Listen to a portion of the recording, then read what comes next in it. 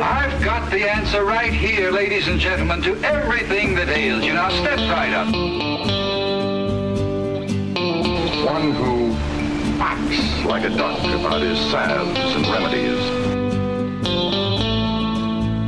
The cruel practice of making money on people's worries feared throughout the years as quackery. I said cure of backache, nervousness, any number of diseases. All right, so we are well fed and back with another episode of Quackery, which ties in perfectly with this week's episode. It's on leeches, which are always well fed. I am Dr. Will the Pill, right here with my host, as always, John the Pill. I still like John Boy and Pilly. Oh, yeah, John Boy and Pilly. We need to play like some country music behind that. We're talking about leeches. I wanted to tell John a joke about a leech, but I won't because they all suck. Here's actually a picture. I'll put it up on quackerypodcast.com. There is a duck with a leech on its head. You see that? No. Where's Very the leech? small. It almost looks like an oil slick. Oh, on his chin? Mm-hmm. Yeah, I see that. Yeah. Kind of gross. But anyway, what do you know about leeches and medicine, John? I know it's something to do like, all right, maybe they use leeches for infections. Oh, interesting thought. Yeah. I don't really know. I know they use leeches all the Yeah. time, and obviously leeches suck blood. Yeah. But I'm not sure why they used them, but I would say like infections maybe. Yeah. All right. Well, and also weight loss. I believe they used them for weight loss at one point. Now, you'll have to tell me about that later. I don't know about that. Okay. So we're going to play a little recording from our man Steven from Greens here. He's going to tell us about 21st Amendment Brewery, and it's called Brew Free or Die. It's a blood orange IPA, keyword blood for this episode. Yeah. And the Mount Rushmore on here is actually going to play in. I'm not going to spoil it, but later there will be a reason one of these presidents on the face here will have something to do with the episode. So stay tuned. And I don't actually know. I know George Washington's on there. That's the only president I know. Is Abe Lincoln on there? Mm-hmm. And who else? Jefferson and Roosevelt, I think. I think that's right. I believe so. And Your boy- Trump. and Trump. That's him right there. He's in there. Just ask him.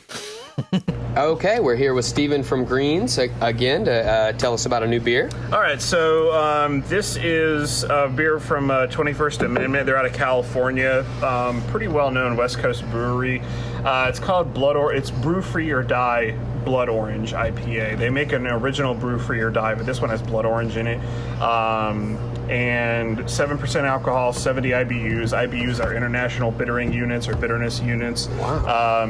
100 IBUs is a complete palate destroyer, whereas 5-10 is basically a lager where there's no IBUs at all. So this should be pretty hop forward.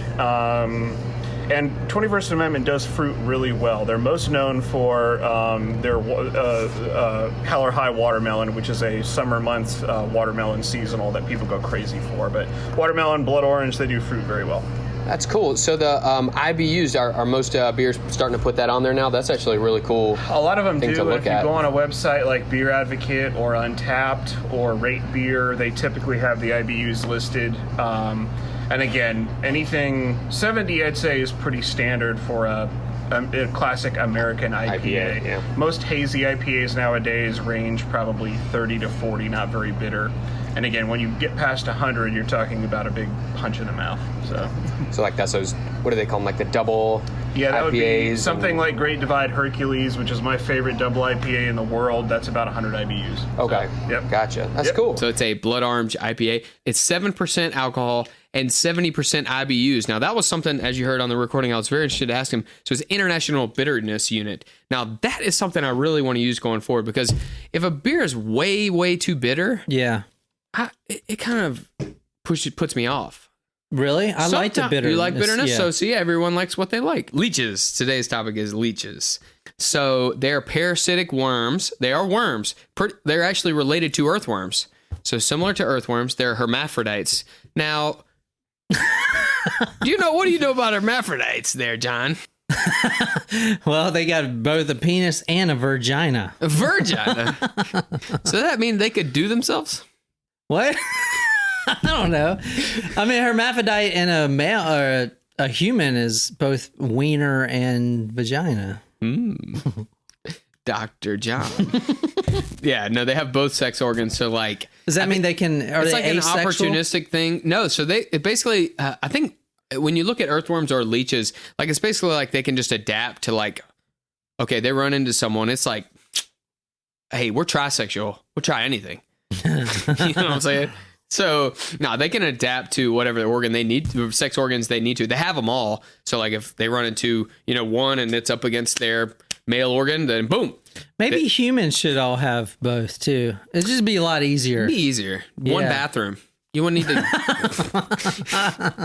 Did you see It's Always Sunny, that one where they talk about the bathrooms? They're like, this is just too confusing, okay? Because Charlie's dressing up like a woman to go into the women's room to take a shit, okay? Because it's cleaner. So we just need to put, okay, how about one for peas and one for poops? Yeah. Well, no one's ever going to go in the poop one ever, okay? No one, because it's an animalistic thing. No one Yeah. wants to admit to it. He's like, well, what about minorities? He's like, whoa, whoa, whoa. It's like, you can't put whites only on a bathroom, okay? You know why. It's like, we're going to give them the good one. It doesn't matter. Yeah. Anyway, that's off topic. All right, so leeches live in freshwater, just like the clams that Frank likes on the show. Yeah. Actually, those would be saltwater, I think.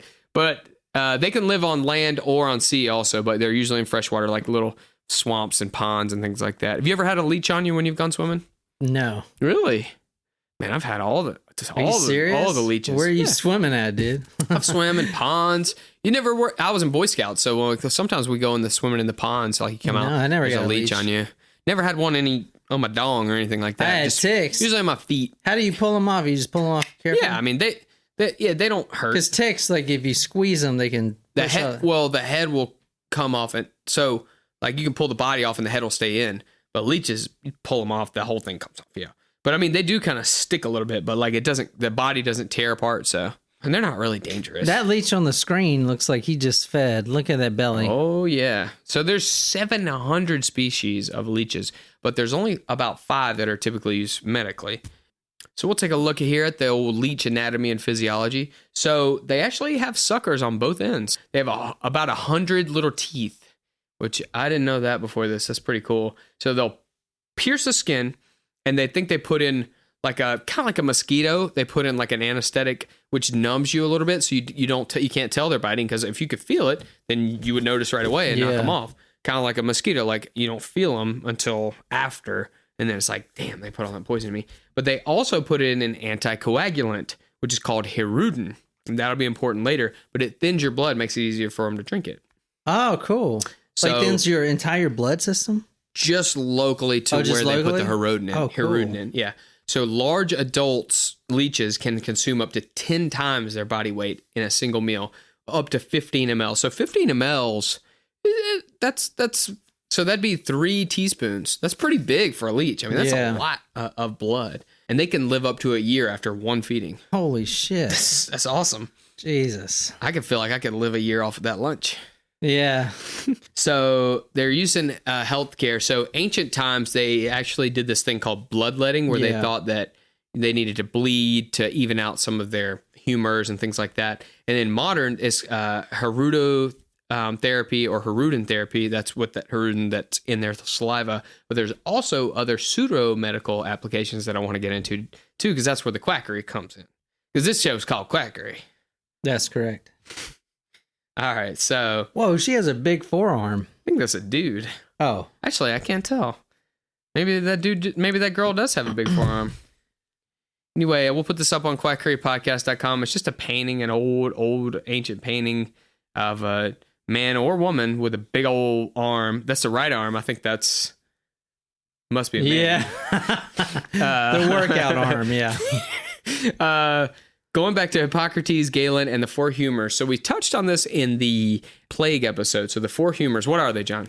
Well, I mean, I'm looking at them on the screen. I can't remember them. Okay, Yeah, I'll read them, but I don't remember them. Blood, phlegm, yellow bile, and black bile. Yeah. So Hippocrates, as you said in one of the other episodes, he's the one that created the Hippocratic Oath. That's right. First you should do no harm. And Galen, was he a student of Hippocrates, or All right, so you're right. Galen was basically a student of Hippocrates and adopted the four humors, like you just said: blood, phlegm, yellow bile, black bile. It was like they kind of thought, and they made it look sort of like, in these video games you'll play, it's like you got to balance earth, wind, fire, heart, Captain Planet. They would make them into like a flow chart. Everything has its opposite. So they did stuff like that. They made this big chart. We'll do an episode on the four humors because I think it's cool enough to do. It's designated quackery episode on. But anyway, so they thought there was too much blood. So things like fever, rash, they're red, they're hot, they're swollen. They think, oh, there must be too much blood in there. Let's let some blood out. And isn't blood blue in your body? Well, if it doesn't have oxygen. Okay. So not all blood would be blue. So like if you're draining blood back to the heart to get reoxygenated in veins, it would be blue. Arteries, it's going to be red. Ah. But mainly, so instantly when you bleed, it's going to be oxygenated. It can be red. But mainly, a lot of times it looks like they're blue because of the sheath too. Oh, okay. That holds it. Yeah. There were a lot of different ways that people did bloodletting, and I want to talk about that in a designated Four Humors episode. But there were a lot of different ways, fun things like spring-loaded traps.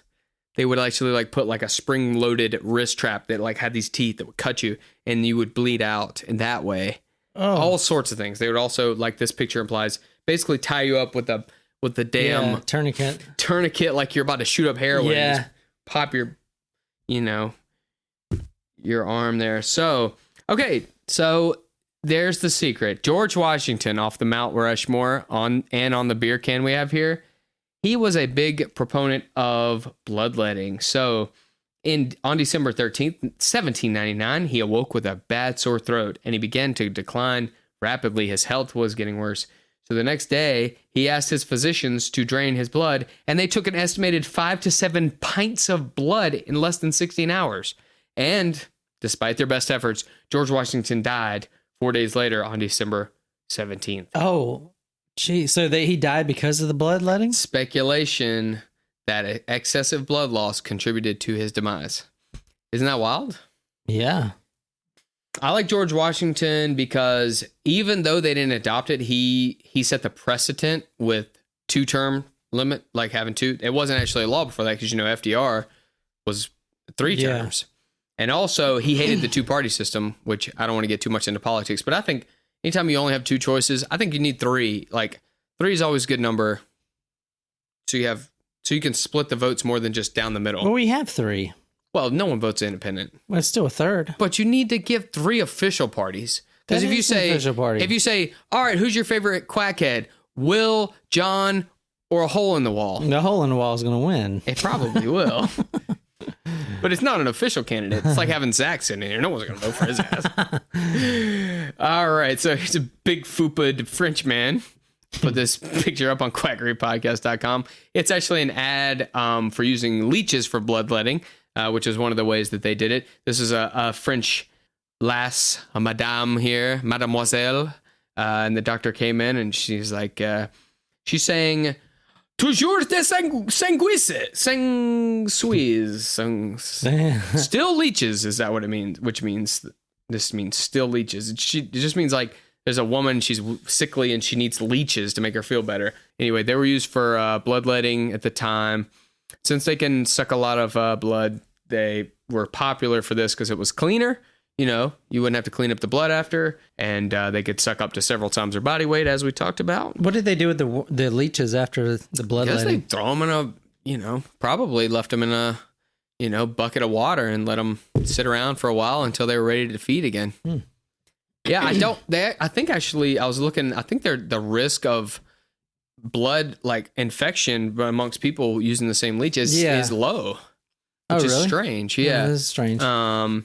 Because I guess the way that the way that their saliva works and the way once they absorb all the blood, I guess you can't pass HIV to a leech or something like that. I wouldn't want to get a leech after someone who had HIV, but exactly. It's interesting. So the use in Europe of leeches peaked kind of between the 1830 and 1850, and then sort of went down after that. And then we can get into modern leech therapy. So look at these bottles. Wait, this is real? Yeah. They still use this today? Yeah. Leeches are big today. So, do you see this bottle? I'll put it on It quackerypodcast.com. contains 2 leeches. Nature's Tiny Doctors. Discover the healing power of leeches. Oh, man. This episode is sponsored by Personal Revolution Podcast. Have you been stuck inside, wondering how to take charge of your life? Is there something you want to do, but you haven't been able to yet? Well, it's time to get quacking. In Personal Revolution, best-selling author and life coach Allison Task helps you take control of your life with inspiration and humor so that you move from where you are now to where you want to be and have fun doing it. It's like having a personal coach whispering in your ear. This 3-month podcast course, along with bonus episodes each month, will help you create a clear vision for what you want out of life, remove the frustrating blocks that are holding you back, develop a detailed action plan that will drive you to where you want to be, and build the network that will help you create your future. The Personal Revolution podcast comes with a personal workbook and real-time access to a community of other changemakers working towards their goals with possibility and momentum. And for a limited time, all this is available to you for free. Download the Himalaya app on your app store, look up Personal Revolution, and enter the promo code REVOLUTION at checkout to get your first month absolutely free. If you're ready to go after a better life, you are ready for Personal Revolution. It says Echo Park Time Travel Mart. So they must have gotten these from the future, I guess. So clinically, they're still used today and actually to strong effect. Mostly in surgery, microsurgery, plastic surgery, those kind of things, is because of the peptides that there is in their saliva, like we talked about, Harudin being the main one, being a blood thinner. Think about it like this, especially if there's a skin graft or if there's a microsurgery. So it's going to be hard to get a lot of blood flow to that area, especially on extremities like fingers or really any skin graft. It's someone else's skin. Like your body's not going to automatically start to put blood flow to that. It's not yours. Maybe that there's damage. There's definitely going to be damage to the veins and arteries that feed that. So it's like not just going to immediately be like, okay, we're going to put blood there. It's going to be great. So basically you put a leech on the site. It's going to, so the mechanical action of it sucking is going to pull the blood. It's like siphoning it. It really is. So that's cool. That's more the benefit to it. Plus it thins the blood. So it's going to be easier for the blood to get there. Then the leeches will pull it through those and they will heal as they reestablish these pathways and help to establish, especially these skin grafts and these little surgeries that need to be reinnervated. That's cool. And it's pretty darn neat. It's in a big revival kind of recently because there's less complications than other measures. They actually tried to come up with a mechanical leech device. What? It did the same thing, but it wasn't as good as real leeches. Why don't you just use real leeches? Isn't that crazy?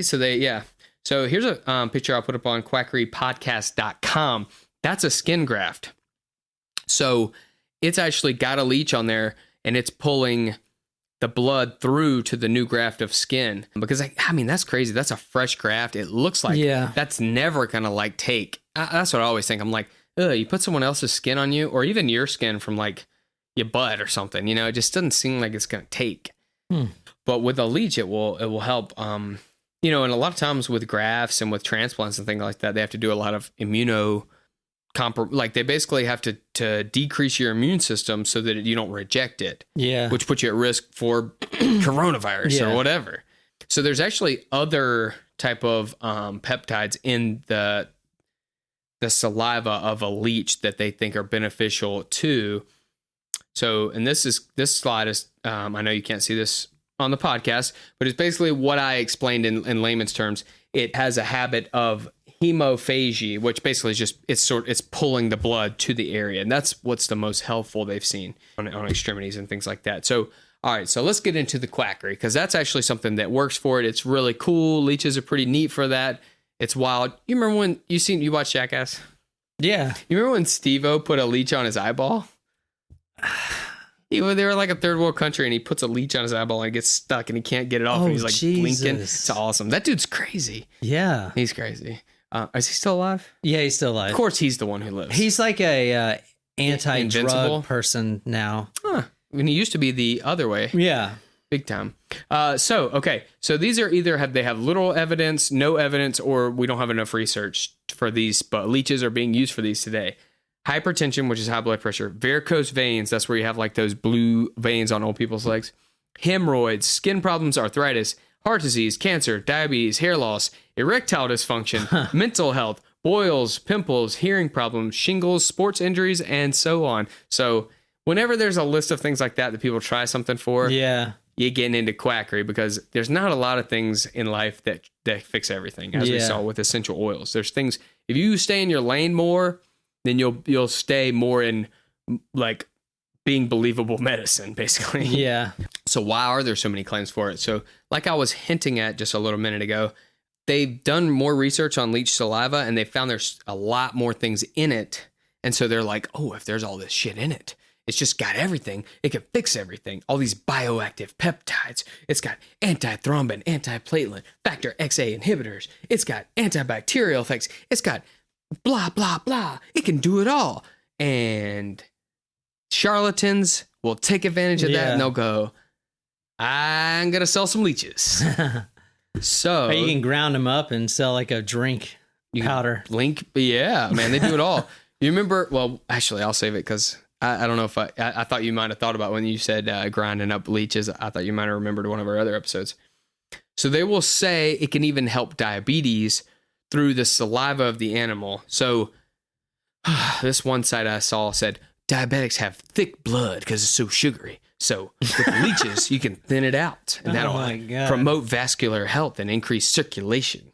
That's quackery. But one thing they can actually do, they've seen is, so you know how diabetics have a lot of amputations on their extremities. Yeah. Well, they've actually found that by continuing to put leeches on those, they can continue to make sure the blood flows well. So some people who have had success with using leeches on their extremities who are diabetic and keeping the blood flow and preventing some things like gangrene and amputations and things like that. So pretty neat. So there's kind of, not, I wouldn't say conflicting evidence, but like, putting leeches on you won't cure diabetes. Yeah. But putting leeches on your toes, at a clinic every month may help you from getting, amputated. But also just make sure you can feel your toes. Make sure your toes aren't rotting off. Hey, these sort of things. do type 1 diabetics have the amputations too? Typically, you don't see those as much from them. Typically, Yeah. type 2, you'll see that damage from, because you typically won't see it at all with type 1. So the difference in type 1 diabetics and type 2 diabetics, type 1 diabetics, they have a problem with their pancreas. They can't make insulin. Yeah. So we have to just use insulin. Typically, they're skinnier. They don't get as fat. They have to, because they're having to give insulin to counteract any sugar they take. Yeah. Type 2 diabetics, they've basically abused their pancreas so much where it doesn't work as well. And so their insulin's not as sensitive. So they can make their own insulin, but it doesn't work as well. So like, they're just like, think about it. They're just like eating a shitload of cakes and cookies and soft drinks and things like that. Their insulin can't keep up. So it's like, okay, we hit the sugar with insulin to try to bring down the levels of sugar in our blood. Well, it's not enough. Well, we got to hit it with more insulin and more insulin. Having all that insulin and all that sugar in your blood all the time is bad for your system. Okay. And it's just a vicious cycle, because then the more insulin you have to put in, and insulin's a growth hormone. Yeah. So you pack on more fat easily. It gets worse and worse. So you have to really regulate your own, how much sugar you eat, especially these white bread, and, drinking your carbs and things like that. But that's why you see that more with that, because then they'll get from all this insulin and all this sugar, it'll damage nerve endings, and they can't feel their toes. So like they could have a toe that's, they might have stepped on a tack a week ago. They don't even know that they did it. They can't feel it. And it's gotten infected, and it's just completely rot. They get gangrene or something. Or then they'll start their eyes will start to go, because it can damage your ocular nerve. You can get erectile dysfunction from it. I mean, it's all sorts of things. It's just like, Jesus. it's a vicious cycle that just continues to get worse. So, the ways you can do it though is by keeping, doing cardio and lifting weights, and then watching those, fast sugars. So here's a fun one here. We might want to try, John. So here's a trendy skin treatment. It's a leech facial. And I'll put this picture up on quackerypodcast.com. Here's a young lady. No, that is not a facial mask. She let the leech get its fill by drinking her blood, and then they smashed the leech and rubbed it on her face. That's the stupidest thing I've ever heard. So it's supposed to tighten your skin and your pores, John. That's like that woman that rubbed her menstrual blood on her face, and it was like on Instagram, and people were like, "Wow, It was all like women's power shit. It's like, Wow. Does it stink? Probably stinks. yeah. Oof. Anyway, that's a fun one. Okay, so varicose veins. I actually think this one's interesting. I actually would guess that it probably would work, right? So you got these disgusting varicose. Well, sorry, I don't mean to. What is varicose veins? So you see this person's legs, or if any of you know at home, old people, their veins will start to bulge more and be on the like closer to the surface of your skin. So either you can get these different kinds. You can have ones that are really blue, like old people. You know, you can see their big blue veins and they're all twisty, or they can be kind of bulgy like that. Basically, it's just these veins that are on the surface of the skin, and they're not necessarily that useful for you vascularly. They're just kind of veins that went to the surface. You don't necessarily need them. You can, you got your veins that are in your muscles and things that are more important. So basically, like, people will go and have surgery and just have these cut out just to make it look better. Or then you'll see people who put leeches on there and they'll suck these things dry so they get smaller. I guess they would just fill back up though. I love this one. And of course, the guy had to use these damn green leeches, would just make me sick. They look like boogers. I'll put this on quackerypodcast.com. It is a guy who has male pattern baldness, and he's put these green leeches on his bald spot. And they say that they think that by putting leeches on your bald head, it's going to promote you to grow more hair. Does it? I mean, doesn't work. Well, I mean, according to research, it doesn't help. So he's just putting leeches on his head for no reason. So there's this website I found a lot of fun stuff on. It's from England. It's called theleechclinic.com. You can go on there. They'll tell you about the top 10 uses for leeches. One of them they say is mental well-being, which this is quackery at its finest. It's going to increase blood flow, which will increase your immune system and lead to increased well-being, mental well-being. So they say it helps with mental well-being, which you're saying a leech. Like, I had a leech on my foot from a pond, okay? Yeah. I didn't feel better or worse. I just had a leech I had to pull off. Like, people are just silly. But yeah, you can go there and you can pay them to put leeches on you in England if you want to, hey. The penis. You remember this? So back when we did our male enhancement episode, there was something called leech oil. Oh yeah, I do remember it. So they would drink blood, and then you would smash up the leeches and rub them on your dong, and booyakasha, it was supposed to give you a bigger boner and better boners, right? Jesus. Yeah. So so the interesting part was I actually found a tiny shred of evidence where they found that this could work.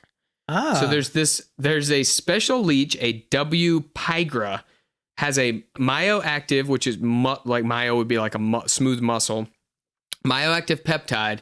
It's a leech excitatory peptide. It was isolated and it was reported to enhance smooth muscular contraction of the penis and the intestines. But how much you need, I mean, if it really would have been really effective, obviously we would have known about that thing. So the penis is a smooth muscle? Yeah. I didn't know that. Yeah. Were you not listening to that episode? Same way that like your arteries and so like when you take Viagra, you see the ad that says, don't take with nitrates. It may lead to an unsafe drop in blood pressure. So it's like it's dilating smooth muscles. So like different parts of your different parts of your vascular system are smooth muscles the same way that your penis is. It dilates the blood vessels in your penis as well as other places. So you could have a drop in blood pressure because it's basically like, you got your they're real tight and everything's pumping along real tight. And then all of a sudden everything opens up. But then if you take nitrates also, they're getting really big, or you're going to lose back pressure. And so then you're going to get really lightheaded because you're not going to get oxygen. Yeah. And you're going to pass out. What kind of risks are you looking at with using leeches? So there's actually not a lot of risks.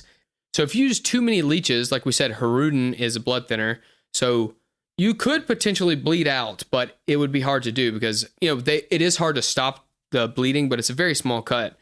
So it doesn't stop quickly on its own because it's been thinned out. You can get infections. Like I said with before, you don't get them as much from person to person, but you can, especially if you use them after a recently fed leech. But the best way to do it, if you're going to do medically, is get medically raised leeches.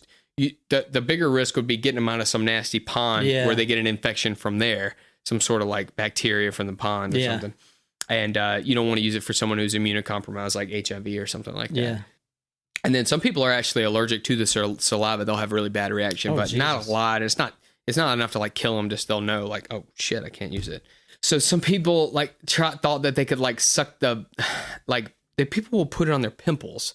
Like, there's no blood in there. Yeah, right. Like, leave it to Dr. Pimple Popper to pop these things, okay? Quit putting leeches on your zits. It ain't gonna do nothing. I mean, I think they're pretty interesting that they can use them. Like, they actually use them in modern medicine. It almost seems like a disconnect, or it's weird. Yeah. If anyone's doing any shopping for me, I'd like this artwork here.